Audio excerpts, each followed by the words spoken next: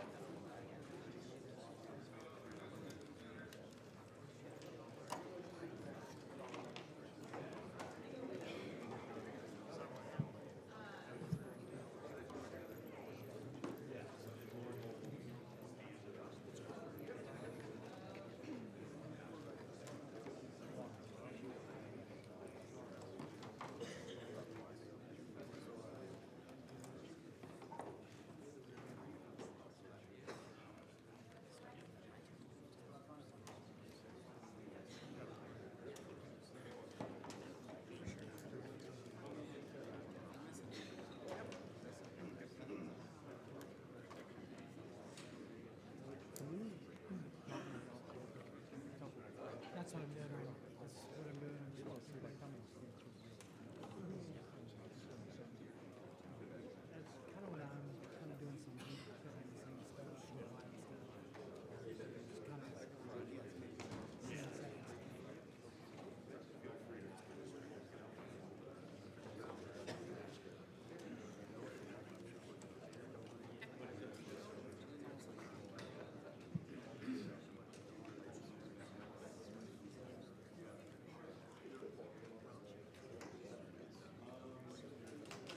Just a couple quick reminders that we'll get out of the way here so we can be efficient and get started. If you haven't already done so, please go ahead and silence all your electronic devices. Would greatly appreciate that taking place. We've got our friends from ASAP Sports that are providing the transcription service for today's news conference. The way we will run today's news conference is we will have both coaches provide opening remarks, and then we will take questions. We do have microphone holders positioned throughout the room. Please let us get you a microphone. We'll call on you. We'll get through as many questions as possible. When it is your turn, if you could give us your name and affiliation, that would be greatly appreciated. We've got a couple minutes till we begin, but we've got those out of the way, and we'll look forward to an excellent news conference here beginning momentarily.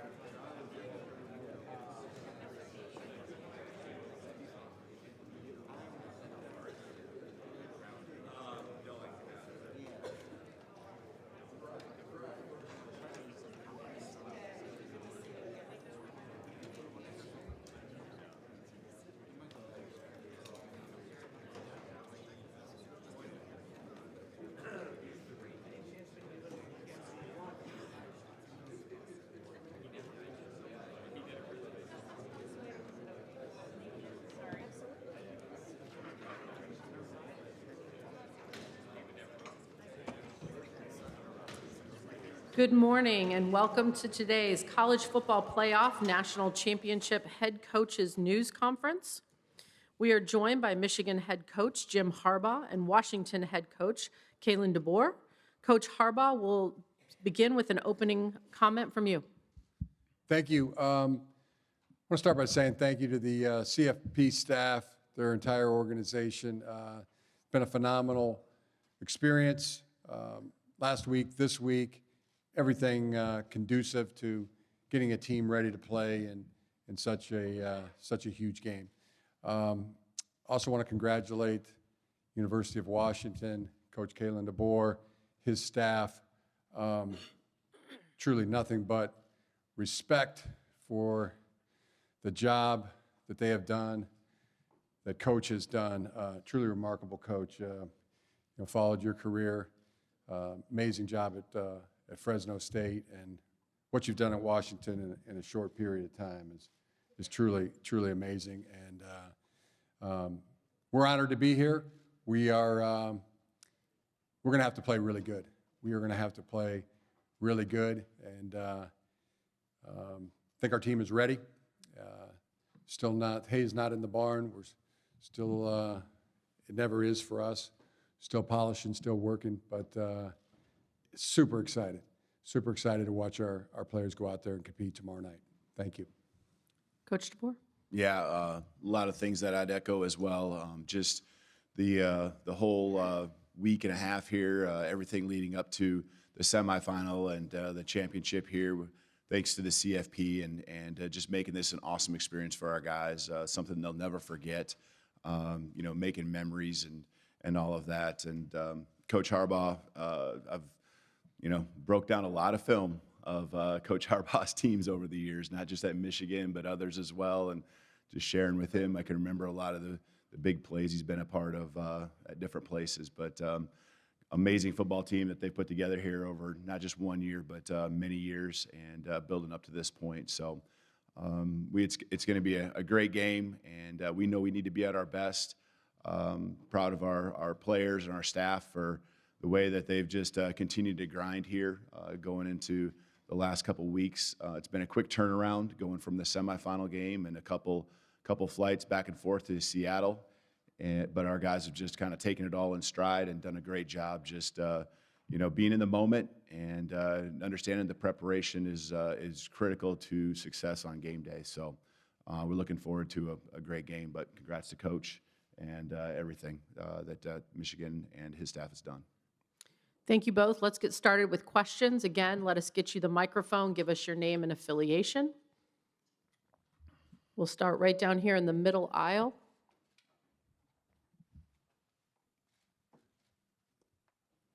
Yep. This is Nick Douglas with RealDog.com. Kalen DeBoer, could you talk a little bit about what you've done off the field to ensure quality young men and your players, in the age of NIL and portal and endless options for players to leave? What have you done to keep players around your program? Well, I think fortunately we had a lot of the players in our program already that understood and were passionate about being great football players, but they were guys that truly in their heart were guys that wanted to make a difference, beyond the field as well. A lot of credit to even some of the coaches that came before me that brought in great men, and I've been fortunate along with our staff to be able to work on building better men. That's one of our slogans that we have in our program, and just challenging them to be their best on the field, but really, them understanding that at some point football is going to come to an end, and the moments that they're going through, the things that they're learning, and the impact they're having in our community or on campus, it says a lot about them and who they are, and I'm very proud of them and everything that they've done in all those areas. We're going to go over on our far left in the front row. I feel like I won an auction here with the paddle. Brad Galley from WXYZ in Detroit. Questions for Jim. I understand that your brother might be here on Monday night. I imagine your parents will be here along for the ride. Your kids are here with you. Jay's coaching in the game. When you step foot on the field for the national championship, in what ways will family be in your mind and play a factor in your job? My two two great loves, the family at work, our players, our coaches, our staff, their families, their parents, their grandparents, their brothers, their sisters, and my other great love is the family at home, wife Sarah, the seven kids, all are going to be here. Mom, dad, blessed, and brother, sister. We got brothers-in-law, sister-in-law. I mean, the whole family. This is, all coming together in the same spot. It means the world to me. Take our next question from the middle aisle off on the right. Good morning, coaches. Congratulations. Doug Parrish with Football Organically. Understand that some things were done a little bit differently in terms of a different approach in terms of your players getting rest. Can you talk a little bit about that? Is that for me? We'll start with you, Coach Harbaugh. We decided to fly right back after the game in Pasadena. Felt like it saved us some hours. Get back to Ann Arbor, get rest in our own beds. There's allowed the guys to sleep in each day, and then Friday traveled here. That approach really it was the same as we tried to duplicate an in-season week as far as the preparation, what we were doing on Monday, a Tuesday, a Wednesday, a Thursday, a Friday. And it had been about a month since we had done it that way. But I think it was good. I think our guys, really handled their business well. I mean, fueling right, getting their rest, getting their sleep, hydrating, putting in the game plan, and practicing it. I think we're in a good place. Feel like we had a really good practice yesterday. Guys are in rhythm, ready to go, and one more day today to polish, and we'll sleep in tomorrow. See if we can't cut the day a little bit in half, and make it into our routine for game day. But that's probably more similar than it was different. Coach DeBoer? Yeah, I think with our Sugar Bowl being such a late game, and us actually gaining hours going back to Seattle, we just stayed the night there. Sent the coaching staff back early, right after the game. Let them get to work on the plan, and then much like Coach Harbaugh said, I think, I felt the same way. Monday, Tuesday, Wednesday, trying to make it as familiar as we have, just like we've done the entire season, the last 2 years. And so being in their own beds and being around our own facilities, just the efficiency that it allowed us to have. So we felt that was the best case scenario. And then getting down here, it's been good. Had a nice practice yesterday. Good to get in the facility there and get a feel for that. Brought some good juice to our guys, and had a nice clean practice. And again, got to do continue to build and have a great day today, leading up to tomorrow. We're going to take our next question over here on our far right. Kirk Bowles from the Austin American-Statesman. Jim, I have a scheduling question. Texas reached the CFP for the first time by winning the Big 12 and, of course, beating Alabama. Texas plays Michigan next year in week 2. In the 12-team format that we're going to have, do you think we'll see more or fewer great non-conference games like that? And do you specifically look forward to coaching in that game? Well, really just not thinking past this game. Don't really have any thoughts about what'll be different about the 12-team playoff next year. Just really happy where we're at, and our mindset is it's a one-track mind. Win the next game. That's been our goal the entire season, and we are really locked in, on that particular mindset. We're going to come next right here to the middle, off to the right. Coach Harbaugh, Brianna McNary with Off the Fields. First off, congratulations. Thank you. I just want to ask, if you decide to take a head coaching position with the Panthers, Patriots, or the Chargers, whoever it may be, what would be your farewell message to this team? This is a special group of young men who you've helped groom these young boys into young men, and now they have this chance to possibly win you your first national championship. What would be your message to this group of special young men?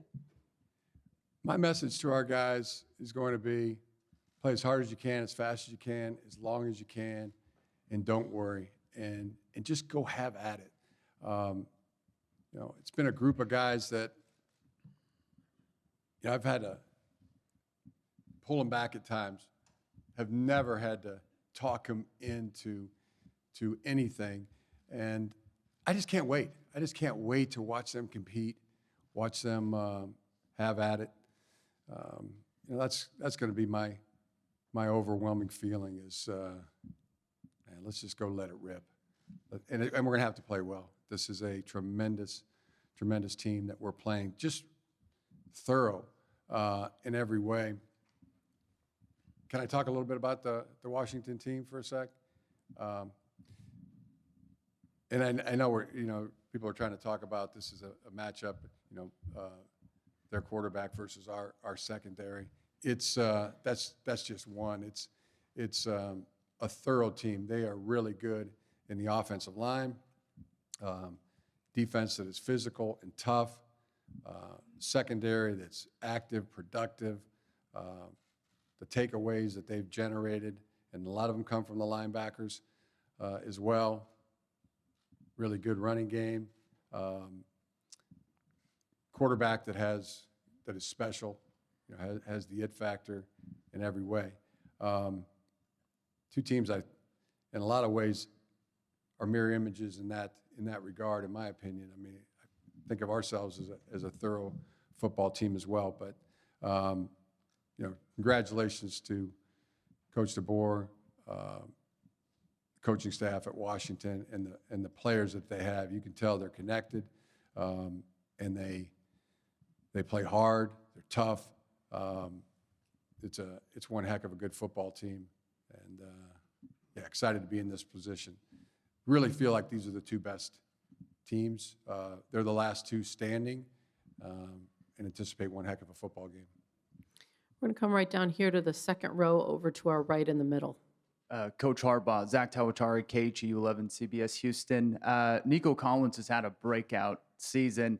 I was just curious I know you're busy, but if you got to see any of the game last night, if you had been able to reach out to him at all, and what you think about the job he's done for the Texans this year. It was fun to watch. I think he had 9 targets, 9 receptions, ton of yards, 2 touchdowns. It was just great. I mean, just go back and think about the time when he was in high school, visiting him at his school. I mean, the reporting as a freshman, how hard he worked to put himself in that position. Just warms the cockles of the heart. And then to see him standing at the podium after the game in the letter jacket, I mean, that was really cool. So it's great. Keep doing you, Nico. It's working. Next question will come right one row in front. Good morning, coaches. Congratulations. Nate Griffin, Fox 26 Morning Sports here in Houston. Just curious, and I don't know if you've had a chance to really experience the food here in Houston or what have you, but it's a foodie town, and I'm just curious about you guys, how it's been here. How have you enjoyed Houston? Once again, congratulations to you both, and that's to both of you. Let's start with Coach DeBoer. Yeah, we haven't had much of a chance to do much of anything. We got in. I'm on a game week calendar, so I'm trying to remember what day of the week it is. It's I think we got in on Friday night. So Friday night, and really, I mean, we just got to the hotel late that evening and had a few activities there. Got welcomed by by our group with Adidas there. It was great. And then yesterday we were just in full preparation, meetings, practice, a little activity last night. And so we haven't had a chance to do too much as far as getting out into Houston and all of that. But we got some players, that certainly from the area, coaches that have recruited in the area, and all share their experiences and the highlights. So we've been kind of taking it in that way, I guess. Coach Harbaugh? Yeah, just A++. It's been great. Like Coach, I haven't had a chance to eat outside of the hotel, but and I wish I could come. I wish I knew every name of every person from the CFP and some of the guys at the hotel, Chris and a few others. I wish I knew everybody's name and could thank them personally. They've been outstanding. We had, and I wish I knew the place that brought them in, but there were some of the best tacos I've ever had. Last night, kids and I were loving it. It's been great, conducive for winning. Everybody's just been really great and personable. I think our team would say the same thing, but A++. We're going to flip to the middle aisle over on our left. Hi, Jim. Jack Doles from WIT TV in Grand Rapids. You run a program that's steeped in tradition. What would it mean to win this championship? What would it mean for your legacy, and how important is it to leave a legacy? It would mean so much. I mean, it would, for our players, for them to know what it's like to be champions, just be simply referred to as national champions, and for their parents to have their son be a champion, a national champion, for their grandparents to have a grandson, for their brothers and sisters to have a brother who's a grandson. What it would mean to me, for my kids to know their dad is a national champion, and for my parents and for my brother and my sister, that's the overwhelming thing. Just that so many people would be able to enjoy that, be a part of that. For my wife, for her husband to be a national champion. For me,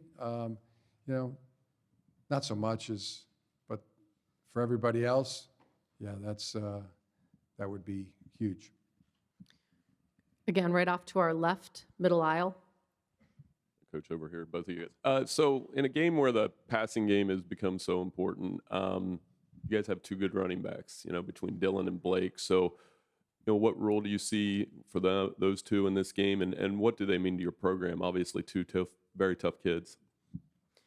Start with Coach DeBoer. Yeah, we know what Michigan's done with their running game and their offensive line, and just how it controls the tempo of the game, the physicality. I've always felt that if your offensive line is got that physical presence to them, your whole team probably has that physical presence as well, because that's what they're going against each and every day in practice. And so the running game is critical, not just to what Michigan's trying to do, but what we are as well, to be able to offset anything that as far as them attacking Michael, and just keeping away from being in a one-dimensional kind of type of spot where it's obvious pass downs all the time. And the run game helps keep you ahead of the chains, and Dylan Johnson for us is that guy, just like Blake is for them. And I think the other piece with Dylan, he's just such a team guy. And the reason I say that is it's not just about what he does, and he's racked up some big games rushing the football, but he's also going to be in there and be steady with his pass protection, and just a heady kid all around, and will do whatever it takes to help us win. Coach Harbaugh? Yeah, every phase is going to be important. I just made the comment last week that I really felt like it, if ever a game was going to be won, it was going to be one up front.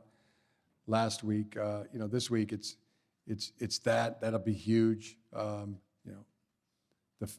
All phases are going to be huge in this game. Our running backs, Blake Corum, he just always comes to play. He is always willing to do anything and everything for the team. Never been around a guy who's more about the team than Blake Corum. And also Donovan Edwards. And and Khalil Mullins. All three of those running backs had great games last week, and I anticipate they're ready to roll. And it's unselfish. I mean, if it's to catch, if it's to block, if it's to run, they're willing to do anything and everything for the team. We're going to take our next question back with our camera friends, right in the middle.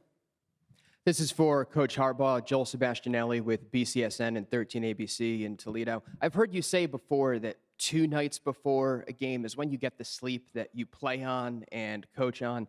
This is the night before a big game. So when you're in the hotel room tonight, what does that feel like for you as a coach? And is that any different than the way it used to feel for you when you were a player? I really do a lot of things the same as when I was a player. Really like to the night before, have that meeting, be with the team, be with my teammates, get together and watch there's still preparations to go over, a review, rewrite all my notes, but then get with the guys and have that meeting where you really get the red blood pumping, and then back to the room, maybe watch a movie, and then go to sleep. Sometimes I say the 2 nights before is the sleep you play on.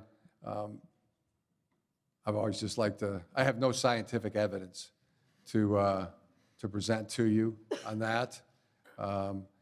I just know, when I played, and sometimes when I coached too, and just the night before a game, sometimes I don't always sleep great. So, I've convinced myself and that if I get at least 2 nights, the night before the game, if I get a great night's sleep there, I go, that's the night of sleep you're playing on. So, and if you get a really good night's sleep the night before a game, then that's a real bonus. That's the way I think of it. I'm going to go here right off to the right, middle aisle. Hi, Jim. Jennifer Hammond from Fox 2 in Detroit. Somebody might want to research that.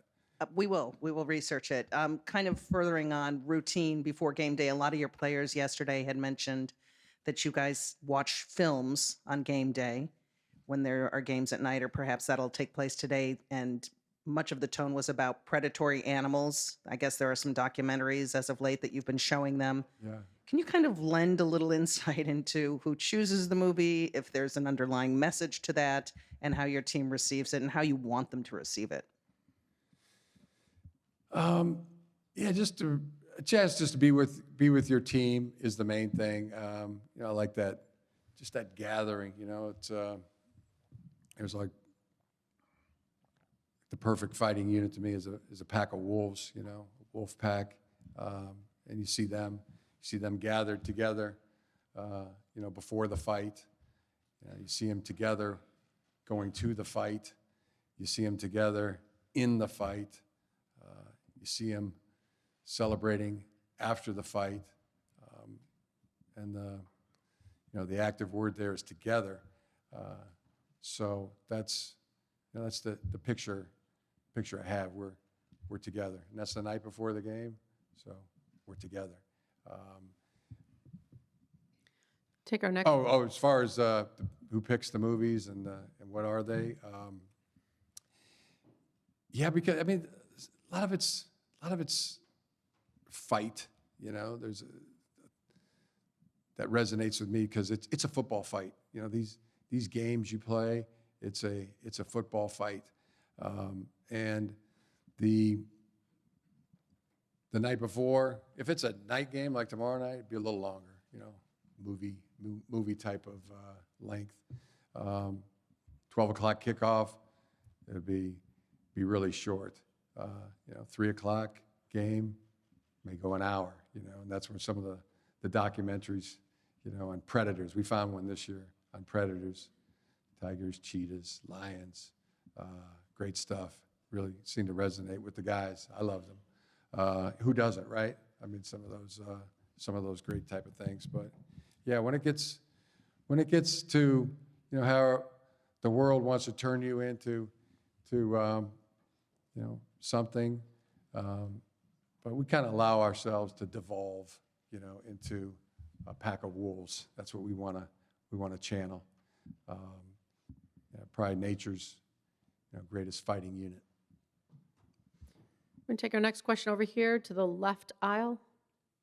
Chase Senior with Chat Sports. This question is for both Jim and Kalen. If you were to both write a book or a coach's guide on what is required to build a football program, what are the foundational elements that are required to put your team in a position where you're playing for a national championship? Coach DeBoer. Yeah, I think I would just hang our hat on what we consider our non-negotiables: family, accountable, tough. You got to be tough to play the game mentally, physically. There's got to be accountability in all ways, player to player, player to coach, coach to coach, coach to player. And, I think that it always comes down to love. You got to, have a family environment, and just those type of things are what really draw you together. And, when it comes down to those big impact moments, that trust that you've had because of the communication, because you do care, because you have a family type environment that hopefully everyone's been a part of facilitating. I think those are some of the keys. I know there's a lot more, but the trust and communication, leading to that environment, the accountability and toughness that it takes to win, on the football field. Yeah, tremendous. Everything that Kalen just said, and I would add, it's 1,000 things. It's 1,000 little things that add up to make all the difference. A lot of things that people think are the little things or the minutia. To me, it's all those things. If you boil it down to just a couple things, get really good at football. That's the thing that you're passionate about, that you found in your life that you love and have passion for. So let's get as good at it as we possibly can in training, in practice, in games. And then just the very last thing to think about is just make sure you've given it your very best. That way you'll feel good about whatever you accomplish. We're going to swing over here far right in the middle of the far right aisle. Hey, Coach. Shahan Jarraj with CBS Sports. Coach DeBoer, obviously this Michigan running game is one of the most relentless units in the country. When you look for preparing for that, first of all, what do you take maybe from the 2 Oregon games that you played? And second, how do you kind of prepare for a unit that really doesn't kind of give up? Yeah, I think there are some experiences that we've been through where we've been challenged against teams that really pride themselves on being physical and running the football. I do think that Michigan is a different animal when it comes to that. As far as what their intentions are and how well they execute. A lot of credit again to everyone up front on their offensive line and their running backs. It takes a whole team. I think we've seen even running the football, it takes everyone when the receivers and the tight ends and all of those position groups are heavily involved and bought in. Playing at a high level, playing physical, executing. Makes a big difference. But it's going to take for us. It's going to take guys. Physically tough, but also, we're going to have to really execute. We can't be missing gaps as far as defensive line doing their own thing or linebackers doing their own thing, and you got to know where your help and support's at, and just everyone doing their job and doing it at a high level. That's what it takes to be able to hang in there and do a good job against a team that runs the football like Michigan does at such a high level. Let's come right down here on the aisle to our right. Yeah, Nico Tamurian, Como News in Seattle. Coach DeBoer, just your second year together with all these guys, what is it about your team? What quality is it that in just that second year you're able to make it to this stage and have a chance at a national championship? Well, there's been a lot of sacrifice and commitment. Very good football players, obviously, across the board on both sides. But there's been this sacrifice. There's been some choices that have been made by guys to come back, starting with Michael a year ago in December. deciding he was going to come back and not move on to the NFL. He kind of led the charge, and a lot of guys chose to go down the same road. I think they just really firmly believed that there was more left out there for this football team. I think they also felt like they could have a continued growth and development, as a person, but especially as a player that would help them and improve their opportunities moving on to the next level. But I think the first thing that I said is just probably the most important, is that there was a job that wasn't done. They've really hung on to that motto here, especially the second half of the season when we've gotten win after win, just referring back to jobs not done. And, I think the team, each win, has celebrated on somewhat of a level because I make sure that they do that, because it's really hard to win a college football game. But it's been this really even keel, just kind of mentality, and just, knowing that the work's not done, the job's not done, and we're going to celebrate the win, but the next game's the most important. And they've a huge credit to them. They've taken it one game at a time, not gotten ahead of themselves, and just focused on the process, focused on the work, which led to success each and every week, which leads us to where we're at today. We're coming up on time. We're going to take 2 final questions. We're going to start right here on the second row to our right. Mitch Friesenberg, Sports Capital Journalism. Question for both coaches. Both teams have been through high-stakes games, high-stress games these past couple months. And now that you guys are near the finish line, there's so much pressure on these young men to succeed. How do you guys keep your guys focused and avoid burnout? Coach Harbaugh? Simply go out there and give it your very best. That's all we can ask anybody. All we can ask for of ourselves, all we can ask of anybody else. Go out there and give it your very best, and that way you'll feel good about what you accomplish, no matter what that is. Coach DeBoer? Yeah, I think every week I just challenge the guys to not have any excuses. So that means great preparation, which will lead to confidence, what leads to success on game day, and have no regrets. When you pour everything into it, very similar to what Coach just mentioned, and you're just doing everything to the best of your ability, you live with the results. And I think our guys have done a great job of embracing the moments, the tough moments, the challenges, embracing the fight, embracing each other, of course, but just love being in that moment. And I think it leads to confidence when everyone just kind of, has great body language and ready to go out there and just take on the next challenge, whether it be the next play or the next game. Loving the moment, embracing it, and making sure that there's no excuses and no regrets when it's all said and done. Final question, all the way in the back on the riser television. Yeah, congratulations to both of you guys for making it here. Tyler Segerman, WTOL in Toledo. This is a matchup next year that it's going to be 2 Big Ten teams. I'm just curious how you guys view this matchup as it relates to the future of the Big Ten Conference. Coach DeBoer? Yeah, I think, again, very similar to a question that was asked earlier, just focus on now. And yes, it is something that will happen again soon in the next year as far as this matchup. But right now, we're just in the moment. This is about the 2023 Huskies and, our journey and everything that we've poured into this season. And, we're just going to make sure we're dialed in on the things we can control right now and, who's on board and making sure everyone's pouring everything they got into this moment. Coach Harbaugh?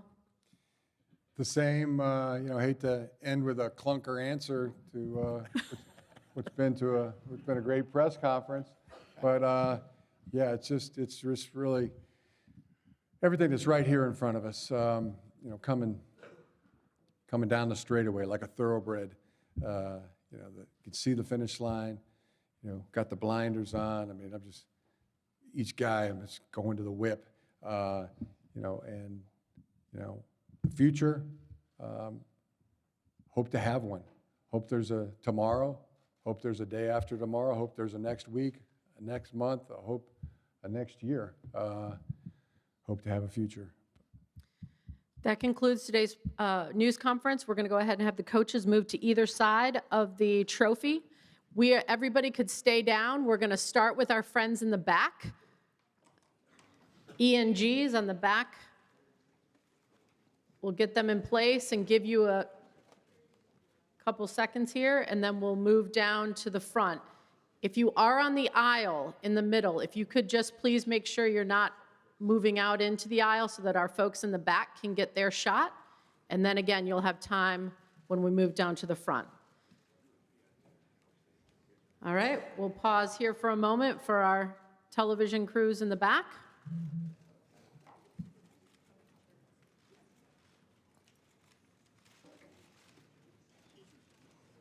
All right, and let's go ahead and move down here to the front to our photogs in the front.